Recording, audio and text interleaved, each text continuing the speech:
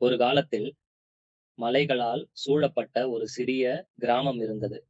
அந்த கிராமத்தில் வாழ்ந்தார் ஒரு ஏழை விவசாயி. அவரின் பெயர் முருகன். முருகன் மிகவும் நேர்மையானவன். அவனிடம் பணம் இல்லை. ஆனால் மனசு நிறைந்த நல்லவன். அவன் தினமும் காலையில் சூரியன் உதிக்கும் முன்பே எழுந்து தன் சிறிய நிலத்தில் உழைத்து தன் குடும்பத்துக்காக உணவு சம்பாதிப்பான். ஒரு நாள் கடுமையான வெயிலில் முருகன் நிலத்தில் உழுது கொண்டிருந்தான். அப்போது அவன் கோலால் மண்ணை தோண்டும்போது டங் என்று ஒரு சத்தம் கேட்டது.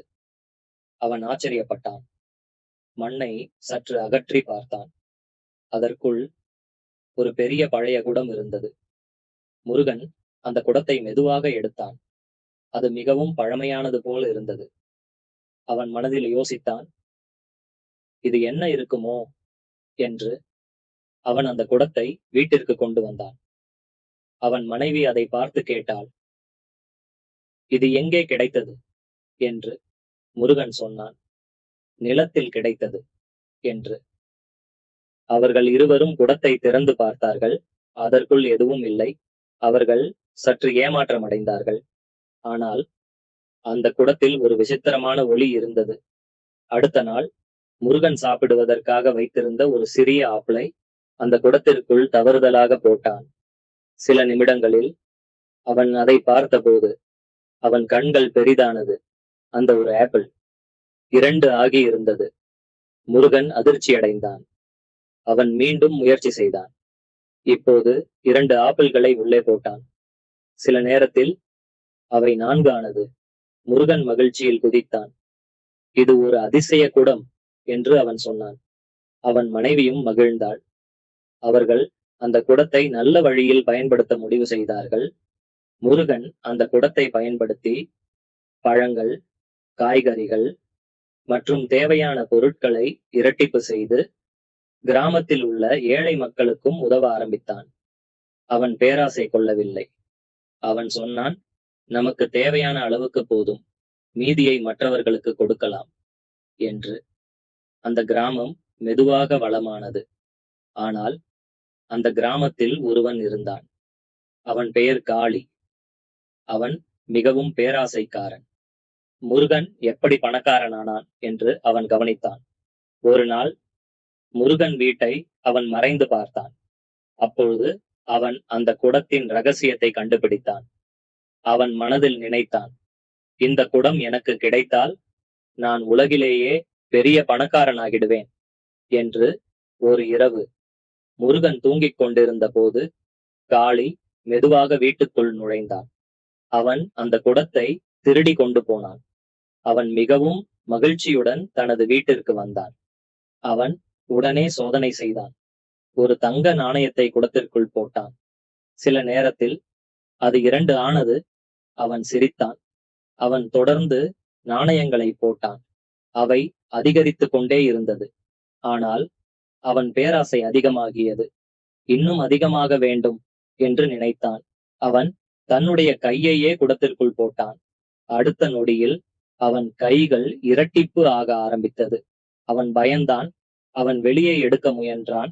ஆனால் அது கட்டுப்பாட்டை இழந்தது. அவன் முழு உடலும் இரட்டிப்பு ஆக ஆரம்பித்தது. அவன் அலறினான், காப்பாற்றுங்கள் என்று. கிராம மக்கள் ஓடி வந்தார்கள். அவர்கள் பார்த்தபோது அவன் தன்னை கட்டுப்படுத்த முடியாமல் தவித்தான். இதை பார்த்த முருகன் அவன் மீது கோபம் கொள்ளவில்லை. அவன் சொன்னான், பேராசைதான் உன்னை இப்படி செய்தது என்று. முருகன் அந்த குடத்தை எடுத்துக்கொண்டு அதை மூடி வைத்தான். அப்போது அந்த விசித்திரம் நிறுத்தப்பட்டது. காளி தரையில் விழுந்தான். அவன் அழுதான். என்னை மன்னித்து விடு என்று. முருகன் அவனை மன்னித்தான். அவன் சொன்னான், நேர்மை இருந்தால் வாழ்க்கை நல்லதாக இருக்கும், பேராசை இருந்தால் அழிவே வரும் என்று. அந்த நாள் முதல் காளி தனது தவறை உணர்ந்தான். அவன் நல்ல மனிதனாக மாறினான். முருகன் அந்த குடத்தை இனி பயன்படுத்தவில்லை. அவன் அதை மண்ணில் புதைத்து விட்டான். ஏனெனில் அவன் உணர்ந்தான், உழைப்பால் வரும் பலன் தான் உண்மையான செல்வம். அந்த நாளுக்கு பிறகு முருகனின் வாழ்க்கை மெதுவாக மாற ஆரம்பித்தது. அவன் கண்டுபிடித்த அந்த அதிசய குடம் அவன் வாழ்க்கையை முழுவதும் மாற்றப் போகிறது என்பதை அப்போது அவனுக்கே தெரியாது. முதலில் அவன் அந்த குடத்தை மிகவும் கவனமாக பயன்படுத்த ஆரம்பித்தான். ஒரு சிறிய பழத்தை மட்டும் வைத்து அது இரட்டிப்பு ஆகிறதா என்று தினமும் சோதித்தான். ஒவ்வொரு முறையும் அதே விஷயம் நடந்தது. ஒரு பழம், 2, 2, 4. முருகன் அதிசயத்தில் மூழ்கினான். ஒரு மாலை அவன் மனைவி சொன்னாள், "நமக்கு சாப்பாடு இருக்கிறது. ஆனால் நம்ம கிராமத்தில இன்னும் பல பேருக்கு இல்ல" என்று. முருகன் சற்று அமைதியாக யோசித்தான். பிறகு மெதுவாக சிரித்தான். "இந்த குடம் நமக்காக மட்டும் இல்ல, மற்றவர்களுக்காகவும் இருக்கணும்" என்றான். அடுத்த நாள் முருகன் சந்தைக்கு போகவில்லை. அதற்கு பதிலாக அவன் வீட்டின் பக்கத்தில் பழங்களையும் காய்கறிகளையும் இரட்டிப்பு செய்து ஒரு சிறிய கூடை வைத்து, "எடுத்துக் கொள்ளுங்கள்" என்று எழுதி வைத்தான். முதலில் மக்கள் சந்தேகப்பட்டார்கள். இது எப்படி சாத்தியம் என்று. ஆனால் அவர்கள் மெதுவாக நம்ப ஆரம்பித்தார்கள். ஒரு முதியவர் வந்து ஒரு ஆப்பிளை எடுத்தார். "இது உண்மையா?" என்று கேட்டார். முருகன் சிரித்தான். "எடுத்து போங்க, பணம் வேண்டாம்" என்றான்.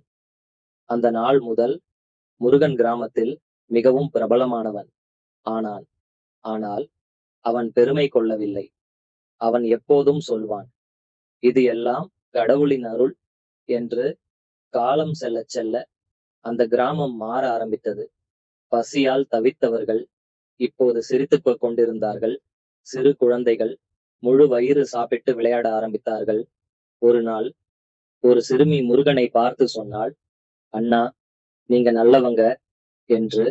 அந்த வார்த்தை கேட்டதும் முருகன் கண்களில் கண்ணீர் வந்தது. அவன் மனதில் நினைத்தான், "பணம் இல்லாம இருந்தாலும் நல்ல மனசு இருந்தா போதும்" என்று. ஆனால் அந்த மகிழ்ச்சியை எல்லோரும் ஏற்றுக்கொள்ளவில்லை. அதே கிராமத்தில காளி என்ற ஒருவன் இருந்தான். அவன் மிகவும் பேராசைக்காரன். முருகன் எப்படி இவ்வளவு கொடுக்கிறான் என்று அவனுக்கு புரியவில்லை. ஒரு நாள் காளி தூரத்தில் இருந்து பார்த்தான்.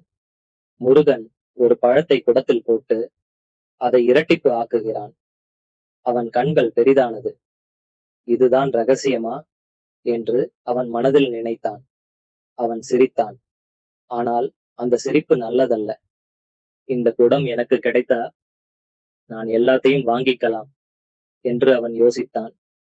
அந்த இரவு காளி தூங்கவில்லை. அவன் மனதில் ஒரே ஒரு எண்ணம், அந்த குடத்தை திருடணும் என்று. இரவு ஆழமாகியது. கிராமம் முழுவதும் அமைதியாக இருந்தது. நாய்கள் கூட குரைக்கவில்லை. காளி மெதுவாக முருகன் வீட்டிற்கு சென்றான். அவன் நிழலாக நடந்து வீட்டின் பக்கத்தில் நின்றான். அவன் உள்ளே பார்த்தான். முருகன் மற்றும் அவன் மனைவி தூங்கிக் கொண்டிருந்தார்கள். அந்த குடம் ஒரு மூலையில் அமைதியாக இருந்தது. ஆனால் அதிலிருந்து ஒரு மெதுவான ஒளி வந்தது. அந்த ஒளி காளியின் கண்களில் பிரதிபலித்தது. அவன் இதயத் துடிப்பு அதிகரித்தது. "இதுதான் என் வாழ்க்கையை மாற்றப் போகும்" என்று நினைத்தான். அவன் மெதுவாக கதவை திறந்தான். ஒரு சத்தமும் இல்லாமல் அவன் உள்ளே நுழைந்தான். அவன் அந்த குடத்தை மெதுவாக தூக்கினான். அது மிகவும் கனமாக இருந்தது. ஆனால் அவன் பேராசை அவனை வலிமையாக மாற்றியது. அவன் வெளியே வந்தான். ஒரு நிமிடம் நின்றான். பின்னால் திரும்பி பார்த்தான். முருகன் இன்னும் தூங்கிக் கொண்டிருந்தான். காளி சிரித்தான். "இனி எல்லாம் என் வசம்" என்றான். அவன் இருட்டில் மறைந்தான். அடுத்த நாள் காலை முருகன் எழுந்தான். அவன் வழக்கம்போல் குடத்தை பார்க்க சென்றான். ஆனால் அவன் அதிர்ச்சியடைந்தான். "குடம் எங்கே?" அவன் சுற்றி பார்த்தான். அவன் மனைவியிடம் கேட்டான். அவள் பயந்தாள். "நேத்து இரவு இங்கதான் இருந்தது" என்றாள். முருகன் அமைதியாக நின்றான். அவன் கோபப்படவில்லை. அவன் மெதுவாக சொன்னான், "யாரோ எடுத்திருக்கிறாங்க." ஆனால் அவன் மனதில் ஒரு நம்பிக்கை இருந்தது. நல்லது செய்தால் நல்லதே திரும்பி வரும் என்று மோர் மூவிஸ் அண்ட் ஸ்டோரிஸ் பார்க்க சப்ஸ்கிரைப் பண்ணுங்க.